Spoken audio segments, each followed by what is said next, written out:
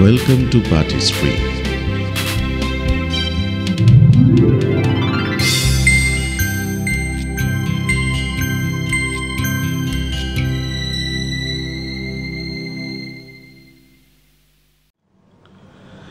ছাত্রছাত্রীরা, আশা করছি তোমরা ভালো আছো। আজকে আমি চলে এসেছি তোমাদের জন্য আরেকটি ভিডিও নিয়ে, যেটির আলোচ্য বিষয় হচ্ছে মুঘল যুগের ব্যাংক ব্যবস্থা। এটা অত্যন্ত একটা ইন্টারেস্টিং জায়গা, যেটা খুব ইউনিক একটা জায়গা, যেটা তোমরা শুনবে আজকে আমার কাছ থেকে। এবং প্রথমেই জেনে রেখে দাও যে মুঘল যুগের যে ব্যাংক ব্যবস্থা, সেটা কিন্তু আধুনিক ব্যাংক ব্যবস্থার থেকে অনেকাংশেই কম নয়। সেটা কিন্তু যথেষ্ট উন্নত মানের একটা ব্যাংকিং সিস্টেম। কিন্তু মধ্যযুগের যে সমস্ত প্রতিবন্ধকতা ছিল সেইগুলো অবশ্যই সেখানে ছিল। এবং এখনকার যে কম্পিউটার ব্যাংকিং, ইন্টারনেট ব্যাংকিং, সেগুলো তো সম্ভব নয়, কিন্তু কিছু কিছু অপারেশন দেখলে মনে হবে যে একেবারে এখনকার মতো। এবং আমরা আজকে যে ভিডিওটা দেখতে চলেছি বা আলোচনাটা শুনতে চলেছি, সেখানে ব্যাংকিং সিস্টেমটাকে আমি বেশ কয়েকটা ভাগে ভাগ করে আলোচনা করব। একটা হচ্ছে জেনারেল ব্যাংকিং সিস্টেম, কিভাবে শুরু হচ্ছে। একটা খুব বড় অংশ জুড়ে থাকবে তখনকার দিনের বিল অফ এক্সচেঞ্জ, বা যেটাকে তখন হুন্ডি বলা হতো বা সুরফা বলা হতো, এবং সেই প্রসঙ্গে ব্যাংকারদের কথা আসবে। তার সঙ্গে সঙ্গে ইন্স্যুরেন্স বা বিমার যে বিভিন্ন ধরনের প্রকল্প ছিল সেগুলো আসবে, এবং মুঘল শাসকেরা ব্যাংকিং সম্পর্কে কি কি ধরনের নীতি নিয়েছিলেন বা ব্যাংকারদের সম্পর্কে কি ধরনের অবস্থান গ্রহণ করেছিলেন, সেই আলোচনাগুলো কিন্তু আমাদের চলে আসবে। তো এই বিষয়গুলোকে একসঙ্গে নিতে গিয়ে একটা জিনিস মাথায় রাখতে হবে, যে সমগ্র মুঘল যুগ জুড়ে সারা ভারতবর্ষে একটা বলা যেতে পারে ক্রেডিট মোবিলাইজেশন, একটা ভেলোসিটি অফ মানি, মুদ্রার যে সচলতা, সেটা তৈরি হয়েছিল। বাট আনফর্চুনেটলি আমরা দেখতে পাই যে মুঘল যুগে কিন্তু ধনতান্ত্রিক ব্যবস্থার বিকাশ ভারতবর্ষে সম্ভব হয়নি। কোনো কোনো ক্ষেত্রে এটার পিছনে দায়ী ছিল তৎকালীন সামাজিক মানসিকতা, কোনো কোনো ক্ষেত্রে গভর্নমেন্টের যে ব্যাকওয়ার্ডনেস, বা এখানে ব্যাকওয়ার্ডনেস বলতে আমি চিন্তা জগতের কথা বলছি, তাদের যে ভাবনা, তাদের যে পরিকল্পনা, সেখানকার যে ব্যাকওয়ার্ডনেস, এগুলো কাজ করেছিল। কিন্তু একটা বিষয়ে আমাদেরকে অ্যাকসেপ্ট করতেই হবে, প্রচুর সম্পদ ভারতবর্ষে জড়ো হয়েছিল। এমন নয় যে ভারতবর্ষে ধনতান্ত্রিক ব্যবস্থার বিকাশের কোনো সুযোগ তৈরি হতে পারতো না, কিন্তু দুর্ভাগ্যবশত সেটা তৈরি হয়নি। এই সবগুলোই আমরা কিছু কিছু আমাদের আলোচনায় আনার চেষ্টা করব। সব কিছু নিয়ে আমরা আজকের যে আলোচনাটা করতে চলেছি, মুঘল যুগের ব্যাংক ব্যবস্থা। তোমরা শোনো, অবশ্যই ভিডিওটাতে লাইক দেবে, তোমরা কমেন্ট করবে, এবং তার সঙ্গে সঙ্গে অবশ্যই কোনো কিছু অসুবিধে হলে আমাকে ইমেল করতে পারো। আর সাবস্ক্রাইব তো নিশ্চয়ই অলরেডি তোমরা করে নিয়েছো। আর তোমাদের জন্য খুব শীঘ্র আমি নিয়ে আসছি আরও কিছু বিষয়, আরও নতুন আঙ্গিকে কিছু অনুষ্ঠান। সেটা তোমাদের জন্য সারপ্রাইজ রইল, যথাসময়ে সেটা সম্পর্কে কথা বলবো। শুরু করা যাক আজকের আলোচনা। চলো আমরা শুনি মুঘল যুগের ব্যাংক ব্যবস্থা। আমি একটু আগেই আমার ইন্ট্রোডাক্টরি আলোচনায় বলেছি আজকের আমাদের আলোচ্য বিষয় মুঘল যুগের ব্যাংক ব্যবস্থা। সেখানে আমরা প্রবেশ করছি। মুঘল যুগে অর্থনৈতিক লেনদেনের ক্ষেত্রে ব্যাংকিং কেমন ছিল তা আমাদের কাছে অত্যন্ত গুরুত্বপূর্ণ। তার কারণ হচ্ছে ভারতবর্ষের অর্থনীতির কি কি ধরনের পটেনশিয়ালিটি ছিল, তার কি কি সম্ভাবনা ছিল, সেগুলো আমাদের দেখা দরকার। এবং এই ধরনের ক্ষেত্রগুলিতে মুঘল রাষ্ট্র কি ধরনের ভূমিকা পালন করেছিল, সেটাও কিন্তু আমাদের আলোচনায় থাকা দরকার। আধুনিক কালের যে ব্যাংকিং ব্যবস্থা, সেটা আমি একটু আগেই তোমাদের বললাম যে মুঘল যুগে না থাকলেও অর্থলগ্নির ক্ষেত্রে পূর্ববর্তী যুগকে কিন্তু মুঘল যুগ সেটা অতিক্রম করে এসেছিল। অর্থাৎ তার পূর্ববর্তী যুগ বলতে সুলতানি যুগের যে অর্থনৈতিক ব্যবস্থা, সেই ক্ষেত্রে অর্থলগ্নি একটা খুব গুরুত্বপূর্ণ হয়ে উঠছে মুঘল যুগে, যেটা কিন্তু সুলতানি যুগে অতটা ছিল না। এবং মুঘল যুগে এক নতুন ধরনের ব্যাংকিং ব্যবস্থার পথে কিন্তু অগ্রসর হচ্ছিল তারা। এটা কিন্তু বিভিন্ন ধরনের সাপোর্টিং এভিডেন্স বা বিভিন্ন তথ্য থেকে আমরা এটা দেখতে পাচ্ছি। এবং এই যে পরবর্তী যুগকে এগিয়ে নিয়ে যাওয়া, পূর্ববর্তী যুগ থেকে এগিয়ে চলা, এটাই কিন্তু মুঘল যুগের একটা খুব বড় বৈশিষ্ট্য ছিল, যেখানে কিন্তু মুঘল যুগ ধীরে ধীরে সামনের দিকে অগ্রসর হচ্ছিল। মুঘল যুগে আমরা দেখতে পাই যে আভ্যন্তরীণ ও বৈদেশিক বাণিজ্য ব্যাপকভাবে বিকাশ লাভ করছে এবং খুব স্বাভাবিকভাবেই এই ধরনের বাণিজ্য যদি বিকাশ লাভ করে তাহলে অর্থনৈতিক লেনদেন কিন্তু বাড়বে, সে ব্যাপারে সংশয়ের কোনো অবকাশ নেই। অর্থনৈতিক লেনদেন বাড়লেই নানা ধরনের পরিষেবার চাহিদা তৈরি হবে এবং সেই ধরনের চাহিদা থেকেই বলা যেতে পারে মুঘল যুগের যে আধুনিক একটা ব্যাংক ব্যবস্থার মতো ব্যাংক ব্যবস্থা তৈরি হচ্ছে সেটা বলা বাহুল্য। এবং এখান থেকেই আমরা দেখতে পাচ্ছি যে ব্যবসা বাণিজ্যের প্রসারের সঙ্গে সঙ্গে আভ্যন্তরীণ বাণিজ্য, বৈদেশিক বাণিজ্যের প্রসারের সঙ্গে সঙ্গে শিল্পের প্রসার, নানা ধরনের উৎপাদন ব্যবস্থা এবং একটা মুদ্রা ভিত্তিক তৈরি হচ্ছে এবং একটা অর্থনীতি এমনভাবে মুদ্রা ভিত্তিক হয়ে উঠছে, তার জন্য অত্যন্ত গুরুত্বপূর্ণ কিছু কিছু পরিষেবার দরকার হচ্ছে। সঙ্গে সঙ্গে আমরা মুঘল যুগে নগরায়ন দেখতে পাচ্ছি এবং নগরায়ন দ্রুততর হওয়ার ফলে ব্যাংকিং ব্যবস্থার প্রয়োজনীয়তা বেশি করে উপলব্ধি করা যাচ্ছে। আমার ইচ্ছে রয়েছে ভবিষ্যতে তোমাদের সঙ্গে মুঘল নগরায়ন নিয়ে কিছু আলোচনা করার। সেখানেও আমরা দেখতে পাবো যে কিভাবে মুঘল যে কারখানা ব্যবস্থা, বিশেষ করে নগরায়নটা আমি আলোচনা করব মুঘল কারখানা ব্যবস্থার নিরিখে, এবং এই যে কারখানা ব্যবস্থা তৈরি হচ্ছে, এই যে একটা কেন্দ্রীয় উৎপাদন ব্যবস্থা, তার সঙ্গে সঙ্গে বাণিজ্যিক প্রসার, সবকিছু মিলিয়ে কিন্তু আর্থিক লেনদেন সাংঘাতিকভাবে বাড়ছে। এবং সেই সময় ব্যাংকের যে প্রধান কাজ সেটা কিন্তু এই আর্থিক লেনদেনের সহায়তা করা, নানাভাবে সহায়তা করা। কিভাবে করেছিল সেগুলো আমরা পরপর দেখব। তার মানে এই যে প্রয়োজনীয়তাগুলো তৈরি হচ্ছে, বিভিন্ন ধরনের আর্থিক লেনদেন, তার সঙ্গেই সঙ্গতি রেখে বলা যেতে পারে একটা প্রয়োজনের তাগিদে বেসরকারি ব্যাংকিং পরিষেবা মুঘল ভারতে আসছে। এইভাবে একটা ডেভেলপমেন্ট হচ্ছে এবং কি কি ধরনের অপারেশন বা তাদের যে কার্যপ্রণালী ছিল সেগুলো আমরা একটার পর একটা আলোচনা করার চেষ্টা করব। মুঘল ভারতে প্রায় অধিকাংশ গ্রামে একজন ছোটখাটো হলেও ব্যাংকার ছিল, যাদেরকে বলা হচ্ছে শরফ। এই যে শরফ, এই শরফরা ব্যাংকের ছোট কাজকর্মগুলো করতেন, একটা গ্রামের মধ্যে সীমাবদ্ধ ছিল এবং এরা গ্রামের কৃষক বা ছোট ছোট কারিগর, তাদেরকে ঋণ দিত এবং নানা সময়ে রাষ্ট্র উৎপাদন ব্যবস্থা বজায় রাখার জন্য কৃষকদেরকে ঋণ দিত, যেটাকে তাকাভি ঋণ বলা হয়। এই ধরনের ঋণ কিন্তু রাষ্ট্রের পক্ষ থেকেও দেওয়া হতো এবং শরফরা ব্যাংকিং ও বীমা ব্যবস্থার সঙ্গে নিবিড়ভাবে জড়িত ছিল। ব্যাংকিং এর কি কি অপারেশন ছিল এবং বীমার কি কি অপারেশন ছিল সেগুলো আমরা একটু পরে আলোচনায় আসব। তো তার মানে এই যে ছোট ছোট গ্রাম, প্রত্যেকটা গ্রামেই কিন্তু ব্যাংকিং ব্যবস্থা, বীমা ব্যবস্থা প্রচলিত হচ্ছে, আবার সরকারিভাবে ঋণের ব্যবস্থা হচ্ছে এবং এই যে একটা এক্সচেঞ্জ সিস্টেম সেটা পুরোপুরি চলছে লেটার্স অফ এক্সচেঞ্জের মাধ্যমে এবং এই লেটার্স অফ এক্সচেঞ্জের মাধ্যমে দূরবর্তী এলাকাতেও কিন্তু স্থানীয় মানুষ টাকা পাঠাতে পারছে। অর্থাৎ তারা যদি ব্যাংকারের কাছ থেকে একটা লেটার অফ এক্সচেঞ্জ কেনে, তাহলে সেইটা নিয়ে গিয়ে যদি অন্য কোনো স্থানে সেই ব্যাংকেরই আরেকটি শাখাতে সেটাকে প্রদর্শন করে, সেটাকে জমা দেয়, সেটাকে দেখায়, তাহলে তারা কিন্তু টাকা পাবে। মাঝখান থেকে ব্যাংক কিছুটা বাটা বা যেটাকে এখনকার ভাষায় বলে commission, banking charge, banking commission, সেটা তারা কেটে নেবে। তেভার নিয়ে বলছেন যে তাদের বিরুদ্ধে কিছু কিছু অভিযোগ দেখা যাচ্ছে, যে অভিযোগগুলো খুবই গুরুত্বপূর্ণ অভিযোগ, যে তারা যখনই পয়সা থেকে টাকা করত বা টাকা থেকে কড়িতে মুদ্রার বদল করত, তখনই কিন্তু তারা কমিশন হিসাবে অতিরিক্ত টাকা কেটে নিত। এই যে বাটার কথা আমরা বলছি, এই বাটার যে হার, শতকরা হার, সেটা খুব বেশি ছিল বলে তেভার নিয়ে তিনি অভিযোগ করার চেষ্টা করেছেন।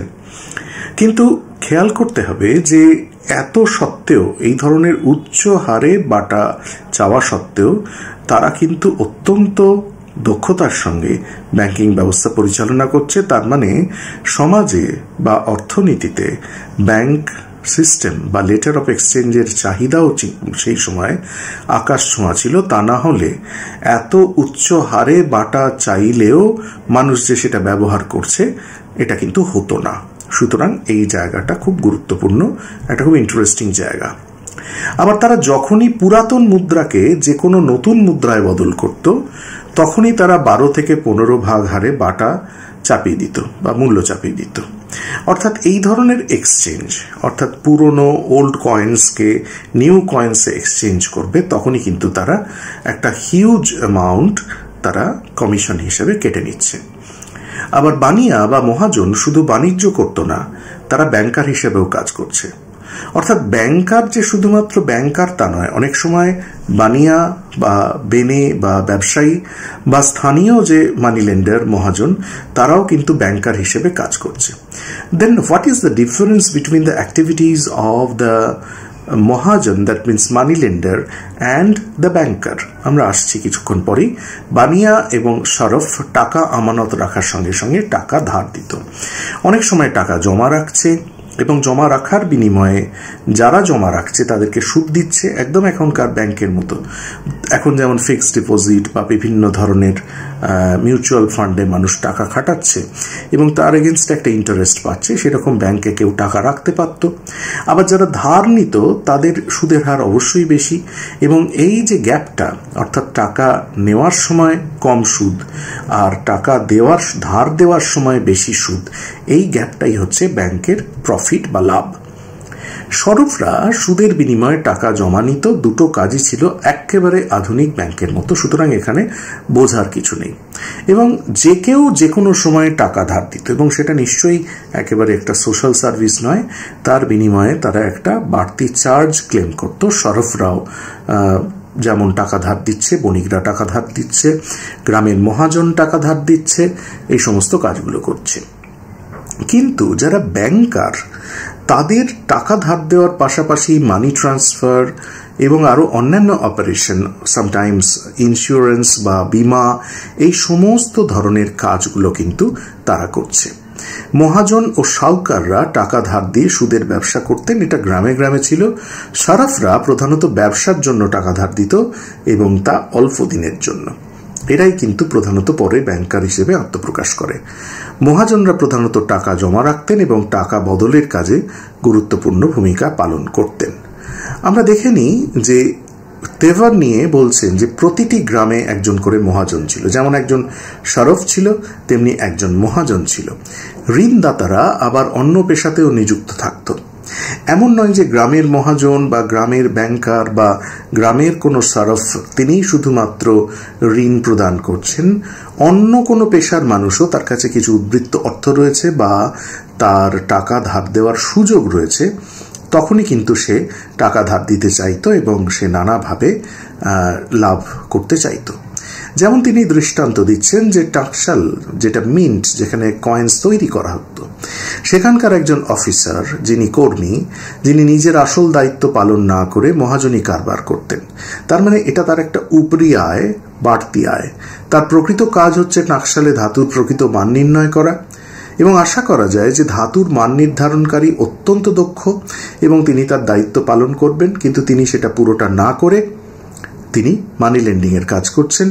তাদের দক্ষতায় মুদ্রায় সবথেকে উচ্চমানের সোনারূপার বিশুদ্ধতা রক্ষিত হওয়ার কথা, কিন্তু দেখা যাচ্ছে কাজ এমন নেই। তাদের অবহেলায় এই কাজ অনেক সময় ব্যাহত হচ্ছে। অর্থাৎ যে ধরনের মুদ্রা তৈরি হচ্ছে সেই মুদ্রা কিন্তু গুণগত দিক থেকে উচ্চমানের নয়। কেন নয়? তার কারণ অবসর সময়ে শুধু নয়, তার নিজের দায়িত্ব পালনের সময়ও সেই টাকশালের দায়িত্বপ্রাপ্ত আধিকারিক সে মানি লেন্ডিং এর কাজ করছে, মহাজনী কারবার করছে, এমনটা উল্লেখ করছেন তেভার নিয়ে। এইবারে আমরা চলে আসি একটি নতুন বিষয় আলোচনা, যেটা খুব গুরুত্বপূর্ণ, যেটা হুন্ডি বা সুরফা বা বিল অফ এক্সচেঞ্জ। মুঘল যুগে দূরপাল্লার বাণিজ্যের অন্যতম সহায়ক উপাদান ছিল তৎকালীন সুনিয়ন্ত্রিত মুদ্রা ব্যবস্থা এবং ঋণদান পদ্ধতি। এই যে দূরপাল্লার বাণিজ্যের সহায়ক উপাদান, তার মানে এই যে হুন্ডি বা সুরফা, এইটা কোনো একটি স্থান থেকে কিনে অন্য কোনো স্থানে বিক্রি করা যেত। অর্থাৎ ব্যাংকারের কাছে টাকা গচ্ছিত রেখে, বা আগে থেকেই হয়তো ব্যাংকারের কাছে টাকা গচ্ছিত ছিল, এই জায়গাটা তোমরা খুব ভালো করে বুঝে নেওয়ার চেষ্টা করো, আমি তোমাদেরকে খুব ভালো করে বোঝানোর চেষ্টা করছি। এই যে টাকা গচ্ছিত রাখছে, একজন ব্যাংকারের কাছে টাকা রাখা রয়েছে, তার এগেনস্টে হুন্ডি বা বিল অফ এক্সচেঞ্জ সেটা সে গ্রহণ করছে। এটা একটা পেপার যার মাধ্যমে ব্যবসায়ীরা এক স্থান থেকে অন্য স্থানে সহজে ও নিরাপদে টাকা পাঠাতে পারত। অর্থাৎ এই যে বিল অফ এক্সচেঞ্জ অনেকটা এখনকার ডিমান্ড ড্রাফট বা চেক ব্যবস্থার মতো। চেক ঠিক নয়, ডিমান্ড ড্রাফটের সঙ্গে তুলনা করাটা বেশি সহজ হবে। তারা একটা জায়গা থেকে আরেকটা জায়গায় টাকা নিয়ে যাওয়ার ক্ষেত্রে কাজ করছে। একটা সময় ছিল ট্রাভেলার্স চেক, অনেকটা সেই রকম, যেটা যেখানে বেড়াতে যাচ্ছ সেখানে গিয়ে সেটাকে ভাঙিয়ে নেওয়া যাবে, তাহলে রাস্তাঘাটে টাকা ক্যারি করার কোনো ঝুঁকি নেই এবং সেটা করতে না হওয়ার ফলে রাস্তাঘাটে যদি কোনোভাবে চুরি ছিনতাই হয় তাহলে তুমি কোনো রকম ক্ষতির সম্মুখীন হচ্ছ না। এটাই হচ্ছে মূল উদ্দেশ্য। এখানেও অনেকটা সেরকম। এবং শুধু তাই নয়, তোমার কাছে যদি একটা হুন্ডি থাকে তখন ব্যবসায়ীরা যেটা খুবই করতেন, সেই হুন্ডিগুলোকে ব্যবহার করে অনেক সময় টাকা ধার নিতে পারত। অর্থাৎ হুন্ডি কিন্তু এমন একটা বন্ড পেপারের মতো যেটা কিন্তু জমা দিয়ে টাকা ধার নেওয়া যায় বা বন্ধক রাখা যেতে পারে। হুন্ডিকে ফার্সিতে বলা হচ্ছে সুরফা, যেটা আমরা টাইটেলেই লিখেছি। এটা এমন একটা কাগজ যে কাগজটা অন্য স্থানে টাকা ধার দেওয়ার প্রতিশ্রুতিপত্র। এটা এক ধরনের ডিক্লারেশন, অনেকটা আধুনিক কালের ব্যাংক ড্রাফটের মতো। সেখানে একটা পরিষ্কার ডিক্লারেশন রয়েছে। একটা ব্যাংকিং হাউস তোমাকে একটা অ্যাসিওরেন্স দিচ্ছে বা নিশ্চয়তা দান করছে যে তার হাউসের এই কাগজটা তুমি অন্য কোনো জায়গায় নিয়ে গিয়ে যদি দেখাও তাহলে সেখান থেকে তুমি নগদ অর্থ বা অন্য ধরনের পরিষেবা পেতে পারো। তার মানে এর একটা মানিটারি ভ্যালু রয়েছে, যে কাগজটা কিন্তু মুদ্রা নয় অথচ তার একটা মানিটারি ভ্যালু রয়েছে। আশা করছি এই পর্যন্ত তোমরা বুঝতে পেরেছ। তাহলে নগদ টাকার বদলে এটাকে ব্যবহার করা যেতে পারে। যদি এটার মানিটারি ভ্যালু থাকে তাহলে নগদ টাকাও যা, এটাও তাই, এটাও ব্যবহার করা যেতে পারে। এবং একজনের হুন্ডি অপরজনও ব্যবহার করতে পারে। অর্থাৎ এটার যদি একটা মানিটারি ভ্যালু থাকে এবং এটাতে যদি নামটা খুব গুরুত্বপূর্ণ না হয়, যিনি এটাকে বহন করছেন তার পরিচয় যদি এখানে খুব গুরুত্বপূর্ণ না হয়, তাহলে এই মুহূর্তে এই কাগজটা যার কাছে রয়েছে সেই কাগজের মালিকানা তার মানে আমি কোনো একটা দ্রব্য ক্রয় করে তার পেমেন্টের জন্য এই কাগজটা বিক্রেতাকে দিয়ে দিতে পারি তার পণ্যের বিনিময়ে। সুতরাং এই ধরনের একটা এক্সচেঞ্জ সিস্টেম এইভাবে কিন্তু তৈরি হচ্ছে, যেটা ডিরেক্টলি কয়েন্সকে কেন্দ্র করে নয়, কিছু পেপারসকে কেন্দ্র করে, যে পেপারস দিচ্ছে কোনো একজন নামকরা ব্যাংকার। ইটস ভেরি ইন্টারেস্টিং এবং এটাকে খুব ভালো করে তোমরা বোঝার চেষ্টা করো। তার মানে এই যে একটা পরিষেবা যেটা ব্যাংকার দিচ্ছে, ব্যাংকারের লাভ কি না, সে এই যে পরিষেবাটা দিচ্ছে, একটা জায়গার হুন্ডি আরেকটা জায়গায় নিয়ে গিয়ে ভাঙানো যাচ্ছে, সে একটা কাগজে অ্যাসিওরেন্স দিচ্ছে, এই সমস্ত বিনিময়ে সে একটা অংশ কমিশন হিসেবে কেটে নিচ্ছে বা বাটা হিসেবে পাচ্ছে। So that's the profit of the banking house. এটাই ব্যাংক তার লাভ হিসেবে দেখছে। অর্থাৎ এই যে কমিশনটা, এই পরিষেবার বিনিময়ে যে কমিশনটা সে পাচ্ছে, এটাই ব্যাংকের লাভ। এই বিনিময়ের কম বেশির হার নির্ভর করত দূরত্বের কম বেশির উপর। আমরা কয়েকটা উদাহরণ দেখে নেব, তোমরা খুব ভালো করে বুঝতে পেরে যাবে যে বিল অফ এক্সচেঞ্জ বা হুন্ডি বা সুরফা, তার ক্ষেত্রে ব্যাংকের যে কমিশন, সেই কমিশনটা ডিপেন্ড করছে কতটা দূরত্বে নিয়ে গিয়ে সেই হুন্ডিটাকে ভাঙানো হচ্ছে তার উপরে। যদি হুন্ডি লাহোর বা সুরাটে গ্রহণ করা হতো তাহলে তার আদায়ের হার হতো 6.25% বা শতাংশ। যদি আগ্রাতে ও আবার সুরাটে গ্রহণ করা হতো তাহলে তার হার হতো 4.25 থেকে 5%। আমরা এই পুরো বিষয়টাকে এবার নিয়ে চলে আসি একটা শহরকে কেন্দ্র করে। ধরে নেওয়া যাক সুরাট থেকে হুন্ডিগুলো দেওয়া হচ্ছে এবং যদি আহমেদাবাদে ভাঙানো হয় তাহলে 1 থেকে 1.5% মাত্র কমিশন তারা রাখবে। কেন রাখবে এত কম? তার কারণ হচ্ছে সুরাট থেকে আহমেদাবাদের দূরত্ব এমন কিছু বেশি নয়, সেটা যথেষ্ট কাছে। আহমেদাবাদ যেহেতু সুরাটের খুব কাছে, তাই সেখানে হারও খুব কম, যেটার ক্ষেত্রে লাহোর বা আগ্রা হলে তার হার কিন্তু অনেক বেশি হয়ে যাবে। লাহোর হয়ে গেলে সেটারই হার হয়ে যাবে 6.25%, আগ্রা হলে তার হার হয়ে যেতে পারে 4.25 থেকে 5%। কয়েকটি এলাকাকে আমরা যদি দেখে নিই, সুরাটের নিরিখে যদি কয়েকটা এলাকাকে আমরা বিচার করি, তাহলে কয়েকটা রেট এইরকম দাঁড়ায়। সিরঞ্জ যেটা 3%, বুরহানপুর 2.5 থেকে 3%, বেনারস 6% বা 6%, পাটনা 7 থেকে 8%, আরও কয়েকগুলো আমরা দেখব, যেমন ঢাকা সেখানে 10%। খেয়াল করো দূরত্ব বাড়ছে। সিরঞ্জ কাছাকাছি, বুরহানপুর খুব বেশি দূরে নয়, বেনারস কিন্তু অনেকটা দূরে, বর্তমান ইউপিতে চলে এসো, পাটনা বর্তমান বিহার আরেকটু দূরে, সুরাট থেকে তুমি ধীরে ধীরে দূরের দিকে যাচ্ছ, ঢাকা আরো অনেকটা দূরে 10%, গোলকুন্ডা আবার কাছে, দক্ষিণ ভারতে এমন কিছু বেশি দূর নয়, 4 থেকে 5%, বিজাপুর আরো কাছে সেটা 3%, দৌলতাবাদ আরো একটু কাছে 1 থেকে 1.5%। এইটা গেল দেশের মধ্যে। বিদেশেও কিন্তু এই ধরনের এক্সচেঞ্জ রেট ছিল। হুন্ডি ভারতের বাইরে যদি যায় তাহলে তার বিনিময় হার অত্যধিক বেশি। মোখা বা বসরা সেখানে 22 থেকে 24%, হরমুজ পর্যন্ত যদি যায় তাহলে সেখানে 16 থেকে 20% পর্যন্ত এক্সচেঞ্জ দেওয়া হতো বা কমিশন কেটে নেওয়া হতো। এইভাবে পুরো জিনিসটা কাজ করছে। এখানে যদি আমাদের চার্টটা সামনে থাকে, তোমরা যদি দেখে নাও তাহলে দেখবে যে বিভিন্ন জায়গার এক্সচেঞ্জ রেট কিন্তু ডিফার করছে according to the distance from the issuing place. যেখান থেকে ইস্যু করা হচ্ছে সেখান থেকে দূরত্বের নিরিখে এই পার্থক্যটা হয়ে যাচ্ছে। মুঘল ভারতে আমরা দেখতে পাচ্ছি 4 রকমের হুন্ডি ছিল। কি কি 4 রকমের হুন্ডি? প্রথম হচ্ছে দর্শনী হুন্ডি, দ্বিতীয় হচ্ছে মিয়াদি হুন্ডি, তৃতীয় হচ্ছে শাহজগ হুন্ডি এবং চতুর্থ হচ্ছে জোখামি হুন্ডি। এই যে দর্শনী হুন্ডি, KN চিটনিস বলছেন যে এটা একেবারেই আধুনিক যুগের ডিমান্ড ড্রাফটের মতোই দর্শনী হুন্ডি নির্দিষ্ট স্থানে ভাঙানো যেত। অর্থাৎ তোমাকে সেখানে ফিজিক্যালি যেতে হবে। তুমি যদি সুরাট থেকে ঢাকার একটা হুন্ডি কেনো তাহলে তোমাকে সেটা ঢাকাতে গিয়েই ভাঙাতে হবে। এটাই হচ্ছে দর্শনী হুন্ডি। মেয়াদি হুন্ডি, মেয়াদ বা মেয়াদ অর্থাৎ একটা নির্দিষ্ট তারিখ রয়েছে, তার আগে এটা ভাঙানো যাবে না, সেই তারিখের পরে যে কোনো সময় ভাঙানো যেতে পারে। এটা অনেকটা ফিক্সড ডিপোজিটের ম্যাচুরিটির মতো, যে বিফোর ম্যাচুরিটি সেটা করা যায় না বা করতে গেলে পেনাল্টি দিতে হয় বা সুদ কম হয়। এটা অনেকটা তার কাছাকাছি। অর্থাৎ তুমি একটা হুন্ডি গ্রহণ করেছো, কোথাও থেকে কিনেছো, পারচেস করেছো, তার একটা মেয়াদ রয়েছে, দ্যাট ইজ কল্ড মেয়াদি hundi. And as a result of that সেই মেয়াদের আগে, সেই নির্দিষ্ট তারিখের আগে তুমি এই হুন্ডি ভাঙাতে পারবে না। শাহজগ হুন্ডি, যেখানে অর্থের প্রাপকের কোনো নাম নেই, এটা অনেকটাই একেবারে টাকার মতো, যিনি এটা বহন করছেন তিনি টাকার মালিক। আমাদের এখনকার ব্যাংকিং এর ভাষায় একদম বেয়ারার চেক। এই যে বেয়ারার চেক, যার হাতে চেকটা রয়েছে তিনি ইচ্ছে করলে ব্যাংকের যে কোনো শাখায় গিয়ে চেকটা ভাঙিয়ে নিতে পারেন। এই শাহজগ হুন্ডিও হচ্ছে সেরকম। তার মানে আমার কাছে যদি একটা 10,000 টাকার বেয়ারার চেক থাকে তাহলে আমি কাউকে কিন্তু কোনো কিছুর একটা মূল্য 10,000 দেওয়ার জন্য চেকটা দিয়ে দিতে পারি, কারণ সেটা তার হাতে থাকলে সেই টাকাটা তুলে নিতে পারবে। শাহজগ হুন্ডিও হচ্ছে তাই, যে সেখানে যদি একটা 1,000 টাকার শাহজগ হুন্ডি আছে তার একটা এক্সচেঞ্জ ভ্যালু রয়েছে, বিকজ ইটস লাইক ক্যাশ, বেয়ারার চেকের মতো।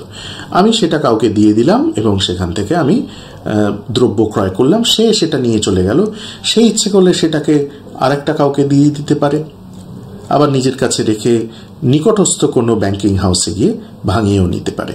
দুটো সম্ভাবনাই কিন্তু তার কাছে রয়েছে। হুন্ডিতে লিখিত অঙ্কের টাকা যে কোনো সম্মানীয় হুন্ডির মালিককে দেওয়া হতো, তবে সাধারণত হুন্ডির মালিকের পরিচয়ের সমস্যাকে এড়িয়ে যাওয়া হতো বা পরিচয়ের ওপর জোর দেওয়া হতো না। অর্থাৎ বেশিরভাগ ক্ষেত্রেই এটা শাহজগ হুন্ডির কাছাকাছি চলে যেত, সেখানে পরিচয়ের কোনো ব্যাপার নেই। যদি হুন্ডির টাকা ভুল লোককে প্রদান করা হতো তাহলে হুন্ডি দাতাকে এই ক্ষতির দায়ভার গ্রহণ করতে হতো। অর্থাৎ তুমি ভুল লোককে টাকা দিয়ে ফেলেছ বা কোনোভাবে লস হয়েছে, সেটার দায় কিন্তু হুন্ডি দাতা অর্থাৎ ব্যাংকারের। একেই জোখামি হুন্ডি বলা হতো। জোখাম, এই যে জোখামি হুন্ডি, এটা একটা অত্যন্ত গুরুত্বপূর্ণ বিষয়। এটাকে আমরা আরেকটু ডিটেলে দেখবার চেষ্টা করব। সেটা কিরকম বিষয় আমরা দেখি। এই ধরনের হুন্ডি খুব কম ব্যবহার করা হতো বা কম দূরত্বের মধ্যেও ব্যবহার করা হতো, কখনো কখনো বেশি দূরত্বে যে ব্যবহার হতো না এমন নয়। জোখামি হুন্ডি ব্যবসায়ীদের কাছে অত্যন্ত উপযোগী। কেন উপযোগী আমরা আসবো হুন্ডিদাতার ক্ষেত্রে যে কোনো সময় ঝুঁকি ছিল, কিন্তু ব্যবসায়ীদের পক্ষে খুব উপযোগী। কিরকম আমরা উদাহরণ নিয়ে নিই। যেমন ধরা যাক ক্যাম্বে সেখানে কোনো একজন ব্যবসায়ী ঢাকাতে মালপত্র পাঠাবেন। সেই মালপত্রের দাম ধরা যাক 1000 টাকার মতো মালপত্র, বা আর একটু কমও হতে পারে। সুতরাং সঙ্গে সঙ্গে 1000 টাকার একটা জোখামি হুন্ডি তিনি এখান থেকে কিনে নিলেন। অর্থাৎ ব্যাংকিং হাউস সেই মালটার প্রাইসটা তাকে পে করে দিল জোখামি হুন্ডি হিসেবে, বা পে করার প্রতিশ্রুতি দিয়ে দিল।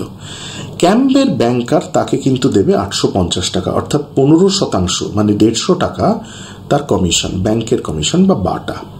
এবার পণ্যটা চলে গেল ক্যাম্বে থেকে ঢাকাতে, সেখানে হুন্ডি পাঠিয়ে দেওয়া হলো। ক্যাম্বের ব্যাংকার ঢাকার শাখাতে হুন্ডি পাঠিয়ে দিল, এবং মাল পাওয়ার পর ঢাকার যে ব্যবসায়ী, সে ঢাকার যে ব্যাংকার তাকে 1000 টাকা দিয়ে দিল। তাহলে ঢাকাতে সেখানকার ব্যবসায়ী ব্যাংকে দিল 1000 টাকা, আর ক্যাম্বের ব্যবসায়ী ব্যাংক থেকে পেল 850 টাকা। কিন্তু এটার একটা অ্যাসিউরেন্স তৈরি হচ্ছে যে টাকাটা পাচ্ছে তার ক্ষেত্রে খুব সুবিধা, কারণ তাকে কোনো ধরনের সমস্যা বা রিস্ক নিতে হলো না। এখানে পুরো রিস্কটাই কিন্তু ব্যাংকারের। অর্থাৎ যদি কোনোভাবে এই পণ্যদ্রব্যটি কোনোভাবে ড্যামেজ হতো, যাতায়াতের পথে ক্ষতি হতো, তাহলে ঢাকার ব্যবসায়ী কিন্তু ক্যাম্বের ব্যাংকের যে ঢাকার যে শাখা সেখানে কোনো টাকা জমা দিত না। অথচ ইতিমধ্যে ক্যাম্বের শাখা ক্যাম্বের ব্যবসায়ীকে 850 টাকা পেমেন্ট করে দিয়েছে। ইন দ্যাট কেস ক্যাম্বের শাখা কিন্তু লস রান করত, ব্যাংকারের সেক্ষেত্রে ক্ষতি হয়ে যেত।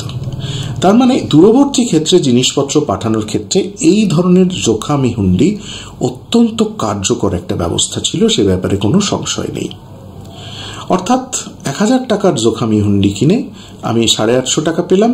ওখানে মালপত্র পাওয়ার পর সেখানকার ব্যবসায়ী 1000 টাকাই পেমেন্ট করলো, 150 টাকা হয়ে গেল ব্যাংকের লাভ। কিন্তু আমাকে টাকা পয়সা পাঠানো বা মালপত্রর ব্যাপারে কোনো রিস্ক নিতে হলো না। এবং খেয়াল রাখো, এখানেও কিন্তু এক ধরনের একটা ইন্স্যুরেন্স কাজ করছে। মালপত্রের ক্ষতি হলে কিন্তু ক্যাম্বের ব্যবসায়ীর কোনো লস হচ্ছে না, বা ঢাকার ব্যবসায়ীরও কোনো লস হচ্ছে না, সে মালটা জাস্ট নেবে না, এখানে লস হয়ে যাবে ব্যাংকিং হাউসের। তার মানে এটার পিছনে যেমন ব্যাংকিং রয়েছে, তেমনি একটা ইন্স্যুরেন্স, এবং সেই ক্ষতি কিন্তু ব্যাংকারকেই স্বীকার করতে হবে। সেই কারণেই এটা জোখামি হুন্ডি বলা হয়ে থাকে। ইংরেজ ও ডাচদের মতো বিদেশি বণিকরাও কিন্তু নানাভাবে বিনিয়োগের জন্য এক স্থান থেকে অন্য স্থানে অর্থ পাঠাতো, এবং সেক্ষেত্রেও হুন্ডির সাহায্য নিত, এবং একই প্রসেসে তারা কিন্তু মানিটারি এক্সচেঞ্জ করত। বণিকরাও যখন কোথাও ব্যবসা করতে যেত, তাদের অর্থের একটা বড় অংশ তারা হুন্ডির মারফতে নিয়ে যেত। তারা কিন্তু সামান্য নগদ অর্থ ক্যারি করত, কারণ পথিমধ্যে যদি কোথাও কিছু সমস্যা হয়, টাকা পয়সা চুরি হয়ে যেতে পারে, ছিনতাই হয়ে যেতে পারে, ডাকাতি হতে পারে। এবং মুঘল যুগে এমনও নিদর্শন আছে, ইভেন মুঘল রাষ্ট্র তার কোষাগার থেকে আঞ্চলিক স্তরে কোনো কারণে টাকা পাঠাচ্ছে, সেক্ষেত্রেও হুন্ডির সাহায্য নেওয়া হচ্ছে। এরকম উদাহরণ যেমন উল্লেখ পাওয়া যাচ্ছে যে দাক্ষিণাত্যে যখন মুঘল সেনাবাহিনী যুদ্ধ করছে, আকবর তার কেন্দ্রীয় কোষাগার থেকে 3 লক্ষ টাকা পাঠাচ্ছেন দক্ষিণ ভারতে হুন্ডির মাধ্যমে। ঠিক একইভাবে আমরা দেখতে পাচ্ছি ঠিক তার পরে পরে পাটনার গভর্নর তিনিও কিন্তু হুন্ডির মাধ্যমে আগ্রায় টাকা পাঠাচ্ছেন। অর্থাৎ এই ধরনের ঘটনাগুলো কিন্তু রাষ্ট্র সুবিধা নিচ্ছে, সে কিন্তু হুন্ডির সুবিধাটা ভোগ করছে। এখন যেহেতু ব্যাংকারের কাছে একটা নির্দিষ্ট পরিমাণ অর্থ জমা রেখে হুন্ডি সংগ্রহ করতে হতো, তাই এই হুন্ডির একটা নগদ মূল্যও ছিল। তার মানে যদি একটা হুন্ডি আমার কাছে থাকে, তার যেহেতু একটা নগদ মূল্য রয়েছে, তাই আমার কোনো দরকারে সেই হুন্ডিটাকে আমি বাজারে বিক্রি করে দিতে পারি। সেক্ষেত্রে হয়তো সামান্য অর্থ আমার লস হতে পারে। যেমন আমার কাছে একটা মেয়াদি হুন্ডি রয়েছে। এখন মেয়াদি হুন্ডি কি আমরা একটু আগে দেখেছি, একটা নির্দিষ্ট তারিখের আগে নির্দিষ্ট সময়ের পূর্বে ভাঙানো যাবে না। কিন্তু আমার এখনই টাকার দরকার, তাহলে সেটা আমি এমন একটা কাউকে বিক্রি করে দিলাম যে আমাকে এখন নগদ অর্থ দিল, তার কাছে হুন্ডিটা রয়ে গেল। সেই মেয়াদির হুন্ডিটার নির্দিষ্ট সময় যখন আসবে, তখন সে ওটা ব্যাংকারের কাছ থেকে ভাঙিয়ে টাকাটা নিয়ে নেবে। কিন্তু যেহেতু আমার এখন নগদ দরকার, তাই আমি তাকে মেয়াদি হুন্ডিটা বিক্রি করে দিলাম। অবশ্যই সেখানে পুরো টাকা যাবে না, মোটামুটিভাবে 100 টাকার হুন্ডি বিক্রি করে 98 টাকা মতো পাওয়া যেত। 2% যে ওই হুন্ডিটা সেই সময় কিনে নিল তার ক্ষেত্রে লাভ হতো। আবার সেই হুন্ডির ক্রেতা সেই হুন্ডিটা পাওয়ার পর সে যে রেখে দিয়ে সেটা কবে ভাঙাবে তার মেয়াদ শেষের পর এমন নাও করতে পারে। সে কিন্তু ক্যাশ এক্সচেঞ্জের মতো নগদ কোনো একটা আদান প্রদানের সময় কোনো দ্রব্যের পরিবর্তে সেটা অন্য কোনো ব্যবসায়ীকে দিয়ে দিল, সেটা সে করতে পারে। অর্থাৎ অন্য ব্যবসায়ীর কাছে চলে গেল, সেটা নগদ অর্থের মতো কাজ করলো। আবার যদি তার দরকার না হলো তাহলে সে সেটাকে নিজের কাছে রেখে দিল এবং যখন নির্দিষ্ট সময় এলো, যখন সেটা ভাঙানো যাবে মেয়াদি হুন্ডির ক্ষেত্রে, তখন সে সেটাকে ভাঙিয়ে নিল। তার মানে এতগুলো ফ্যাসিলিটি রয়েছে এবং যেখানে এই যে বিল অফ এক্সচেঞ্জ বা কাগজটা সেটা কিন্তু বিনিময়ের কাজ করছে, সেখান থেকে আমি নগদ টাকা পাচ্ছি বা রেখে দিয়ে সেটাকে আমি বিক্রি করছি, বা কোনো কোনো সময় নির্দিষ্ট মেয়াদ শেষে আমি ব্যাংকারের কাছে গিয়ে টাকা চাইছি।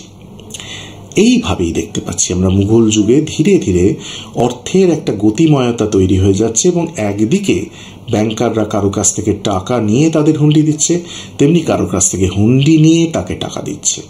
অর্থাৎ আমি যদি হুন্ডি ক্রয় করতে চাই, ব্যাংকে গিয়ে টাকা দেবো, আমি হুন্ডি পাবো।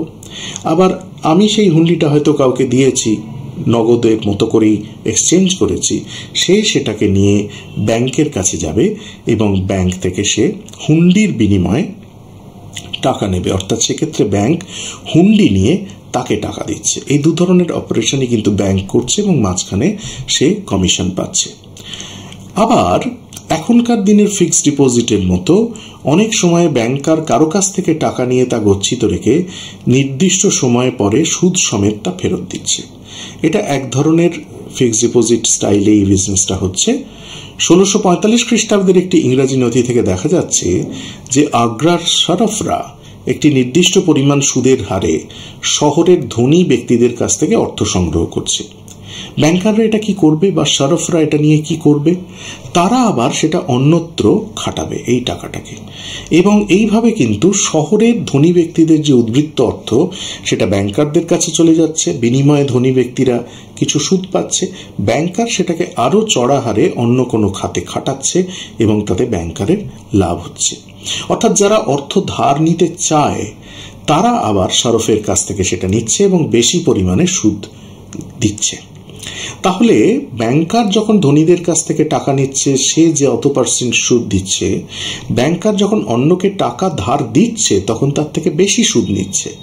এই যে সুদের গ্যাপটা, ধরা যাক 6% হারে লোকের কাছ থেকে টাকা নিল, ধার দেওয়ার সময় 12% হারে টাকা দিল, তাহলে এই যে গ্যাপটা, এই যে বেশি সুদটা সে আদায় করছে, ওটাই তার প্রফিট।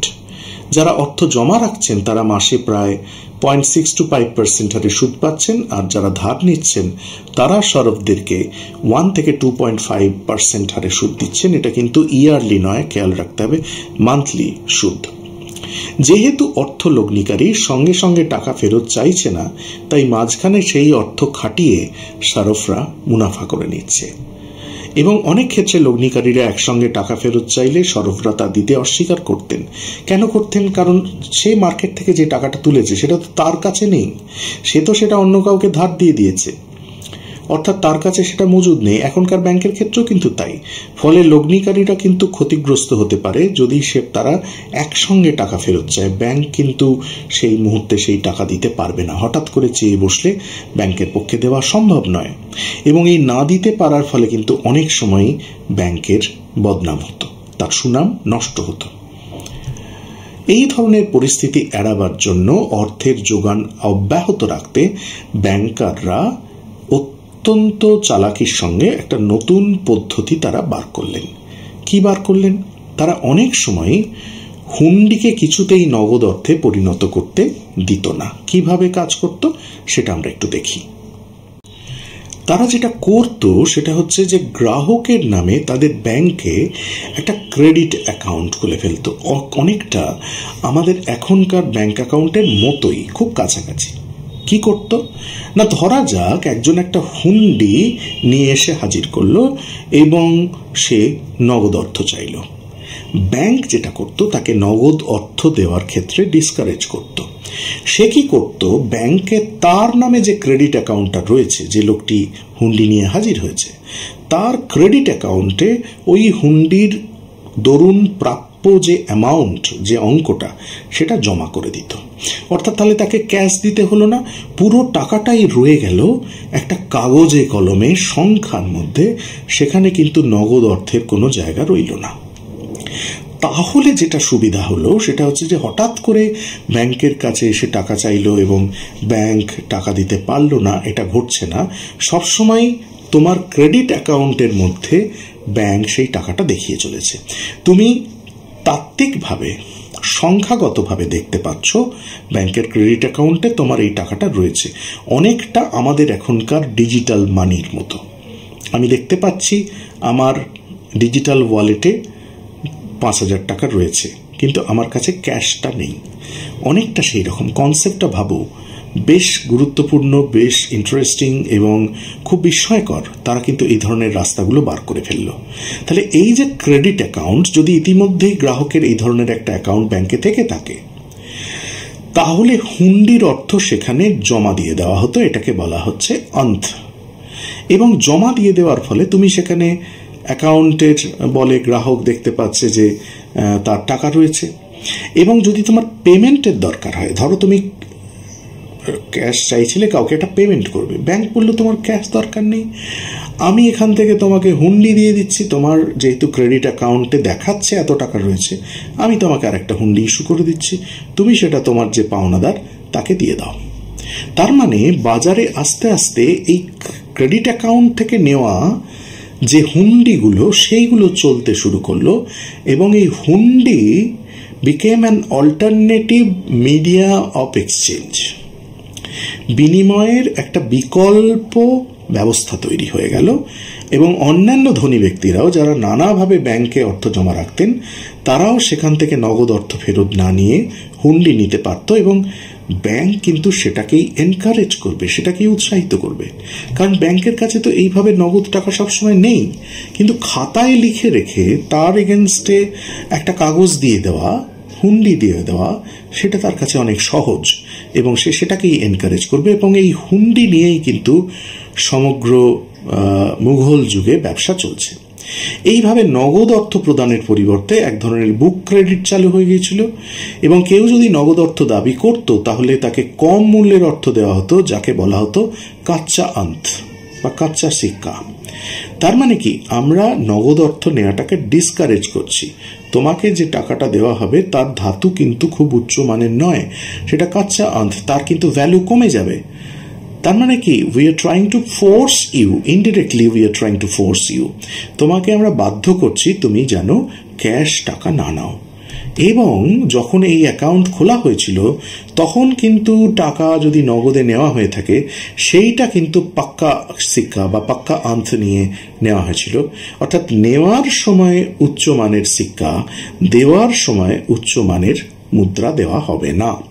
এই দুই ধরনের অর্থের বিনিময়ের তারতম্য, এটা কিভাবে নির্ধারিত হচ্ছে?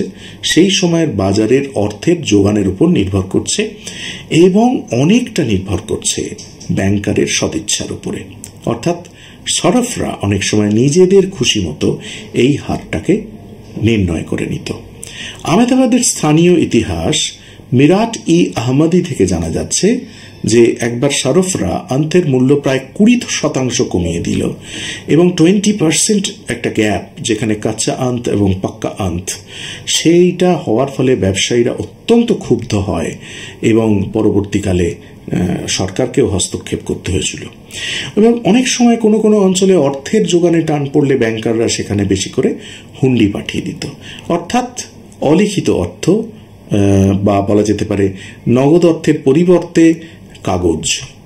তারা লগ্নিকারীদের অনেক সময় সাহায্য করতেন যে কোথায় লগ্নি করা দরকার, কোথায় লগ্নির প্রয়োজন আছে ইত্যাদি প্রভৃতি। অর্থাৎ তারা অ্যাডভাইজার হিসেবে কাজ করছে, ফিনান্সিয়াল অ্যাডভাইজার। এমন দেখা যাচ্ছে যে কোনো কোনো ব্যবসায়ী নতুন করে ব্যবসা করতে চাইলে ব্যাংকারদের কাছ থেকে হুন্ডি কিনছে এবং পরে তা বিক্রি করছে, অর্থ সংগ্রহ করছে, অনেকটা এখনকার দিনের বন্ডের মতো বা অনেকটা আমাদের যে মিউচুয়াল ফান্ড সেরকম শেয়ারের মতো অনেকটা বিক্রি করছে এবং মূলধন জোগাড় করছে এবং এইভাবে ব্যাংকে হুন্ডির টাকা শোধ করে দিচ্ছে। অর্থাৎ হুন্ডির অর্থ শুধুমাত্র অর্থ দিয়ে একটি কাগজ ক্রয় নয়, আসলে হুন্ডি মানে কিন্তু একটা লেনদেনের কাগজের রূপ, একটা এক্সচেঞ্জ, একটা পেপার এক্সচেঞ্জ, একটা বলা যেতে পারে এমন এক্সচেঞ্জ যেটা একটা প্রতিশ্রুতি, যেটা ব্যাংক সেই প্রতিশ্রুতিটা দিচ্ছে, যেখানে বাস্তব অর্থের অস্তিত্বের প্রয়োজন নাও হতে পারে। এই পরে আমরা যা আলোচনায় চলে আসছি, এতক্ষণ আমরা হুন্ডি ব্যবস্থা দেখলাম, আশা করি তোমাদের ভালোই লাগছে। এবারে চলে আসছি আমরা ইন্স্যুরেন্স বা বিমা ব্যবস্থা। এই বিমার ব্যবসাও কিন্তু বৃদ্ধি পাচ্ছে। সরফরা মাল চলাচলের জন্য বিমা করছে। কিভাবে কাজ করছে আমরা দেখে নিই। যে বিমা ব্যবস্থাটা যেমন জাহাজে পাঠানো মালের বিমা করত, তবে বাড়ির বিমা বা লাইফ ইন্স্যুরেন্স বা জীবন বিমা এগুলোর অস্তিত্বের কথা কিন্তু জানা যাচ্ছে না।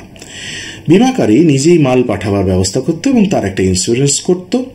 বিমার খরচ বেশ কম, এটাই প্রমাণ করছে যে ঝুঁকিও কম। ঝুঁকি যদি বাড়ে তাহলে বিমার খরচ বাড়ে, এটা খুব স্বাভাবিক নিয়ম, আমরা যে কেউ এটা বুঝতে পারবো। এবং ঝুঁকি যেহেতু কম তাই বিমার খরচও খুব কম। বিমার খরচ ছিল সমগ্র যে জিনিসপত্র যাচ্ছে, মালপত্র, তার মূল্যের 1%। অর্থাৎ আমি যদি 10,000 টাকার মাল পাঠাই তাহলে তার 1% মূল্যে আমি বিমা ক্রয় করতে পারছি। আবার কিছুটা নির্ভর করত দূরত্বের উপরে, সেগুলো সবটাই তারা ঠিক করত। সুজন রায় ভান্ডারী বলছেন যে মুঘল যুগে সংগঠিত বিমা ব্যবস্থা চালু থাকায় বণিকদের মাল লেনদেনের ঝুঁকি অনেকটা হ্রাস পেয়েছিল। তারা নিশ্চিন্তে ব্যবসা করত, কারণ যদি ঘটনাচক্রে কোনো সমস্যা হয় তাহলে বিমা কোম্পানি সেটা শোধ করে দিত। 1662 খ্রিস্টাব্দে ইংরেজদের কাগজপত্র দেখে জানা যায় ইংরেজরাও ভারতীয় বিমা ব্যবস্থাকে ব্যবহার করছে। তার মানে সেটা কিন্তু যথেষ্ট নির্ভরযোগ্য একটা ব্যবস্থা। এরপরে আমরা কিছুটা পরিচয় নিয়ে নিই সেই সময়কার বৃহৎ ব্যাংকারদের। আমরা চলে এসেছি আমাদের আলোচনার প্রায় শেষ পর্যায়ে। জাহাঙ্গীরের সময়ে ব্যাংকের বিখ্যাত মালিক ছিলেন সুরাটের বিরজি ভোরা, করমণ্ডল উপকূলের মল্লয় এবং মালাবারের শেঠি। সমসাময়িক ইংরেজ উপাদানের বিভিন্ন উক্তি থেকে তাদের সমৃদ্ধ অবস্থার কথা আমরা জানতে পারছি।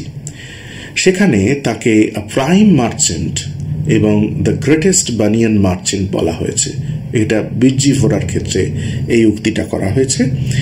এছাড়াও 1666 খ্রিস্টাব্দে থেভনো সুরাট পরিদর্শনকালে বিরজি ভোরা সম্পর্কে মন্তব্য করছেন যে বিরজি ভোরা অন্তত 8 মিলিয়ন পরিমাণ অর্থের মালিক। সে যুগের 8 মিলিয়ন মানে বিশাল ধনী। মনসুরেত বলছেন আকবর ব্যাংক ব্যবস্থাকে যথেষ্ট নিয়ন্ত্রণ করেছিলেন এবং ব্যাংক ব্যবস্থা পরিচালনার জন্য অনুমতিপত্র প্রদান করে তিনি রাষ্ট্রের জন্য প্রচুর অর্থ আয় করেন।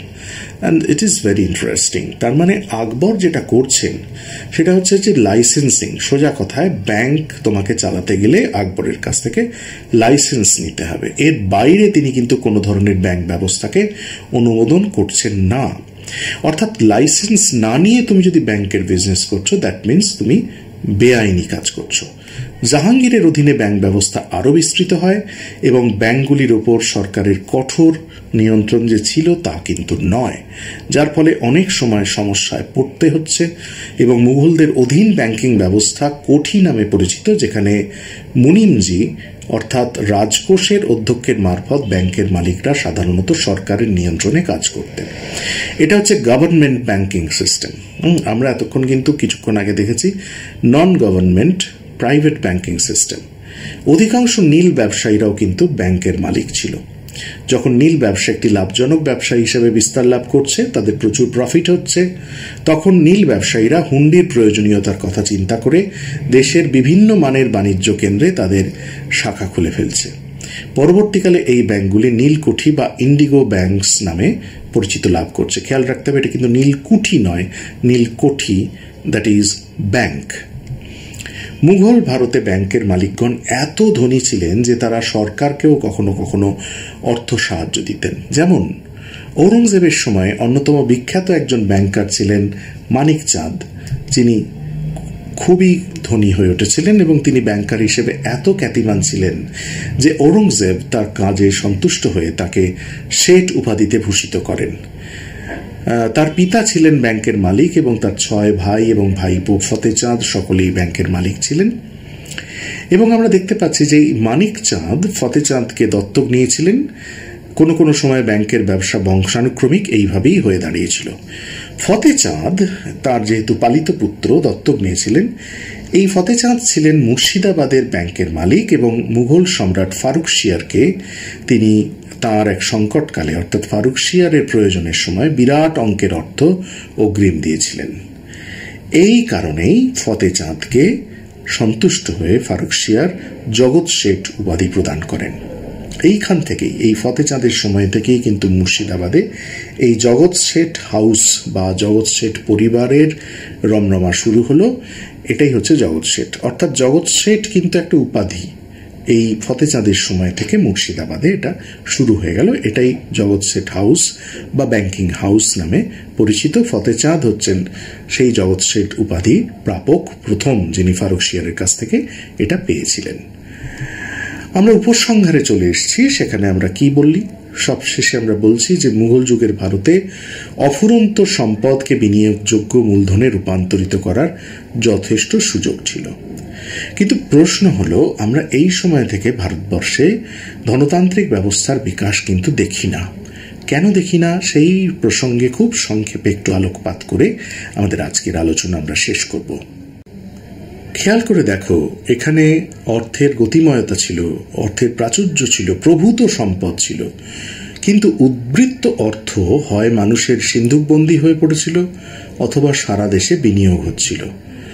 ঋণ দেওয়া নেওয়ার জন্য অর্থ বিনিময়ের পরিমাণ ছিল সাধারণ ঘটনা, কিন্তু ব্যাংক ব্যবসায়ের ক্ষেত্রে এতটা অসততা ছিল যে অনেকেই সেদিকে আকৃষ্ট হয়নি। আরেকটা বিষয় হচ্ছে একটা সামাজিক গ্রহণযোগ্যতার অভাব। ইংরেজ পর্যটকরা বিশেষ করে লক্ষ্য করছেন যে ব্রিটেনের তুলনায় ভারতে ব্যাংকিং ব্যবস্থার সামাজিক গ্রহণযোগ্যতা এতটা কম যে তা বেশি মাত্রায় সমৃদ্ধ হওয়ার সুযোগ পায়নি। কেন না, সঠিক মাত্রায় পরিচালিত করার জন্য সেই অর্থে কোনো রাষ্ট্রীয় উদ্যোগ বা আইন আমরা দেখতে পাচ্ছি না, এবং এই যুগে বিনিয়োগযোগ্য অর্থের অভাবের ফলে ধনতান্ত্রিক ব্যবস্থার উন্মেষের প্রাক অবস্থা তৈরি হয়নি। বিনিয়োগযোগ্য অর্থ বলতে সামাজিক উদ্বৃত্ত হয় চলে যেত কৃষির থেকে সরাসরি মনসবদারদের অধীনে হয়ে রাজস্ব হিসেবে আদায় হয়ে মুঘল কোষাগারে। উৎপাদন ব্যবস্থা, আমি তোমাদের বলছিলাম যে কারখানা ব্যবস্থা নিয়ে আমরা আলোচনা পরে একটা কোনো সময় করব, সেখানে দেখাবো যে সেখানে রাষ্ট্রীয় উদ্যোগটাই প্রধান, বেসরকারি উদ্যোগ সেভাবে দেখছি না। সুতরাং ব্যবসা বাণিজ্য এবং সেখানেও বিদেশি বণিকদের উপর নির্ভরশীলতা, এই সবটা নিয়ে কিন্তু সেখানে উদ্বৃত্ত মূলধন এবং বিনিয়োগযোগ্য অর্থ, যেখান থেকে ধনতান্ত্রিকতার বিকাশ ঘটবে, এমন ব্যবস্থাটা কিন্তু গড়ে ওঠেনি। যদিও এটা অনেক বিস্তারিত বিশ্লেষণের বিষয়, খুব সংক্ষেপে আমরা এইটুকু বললাম আজকে।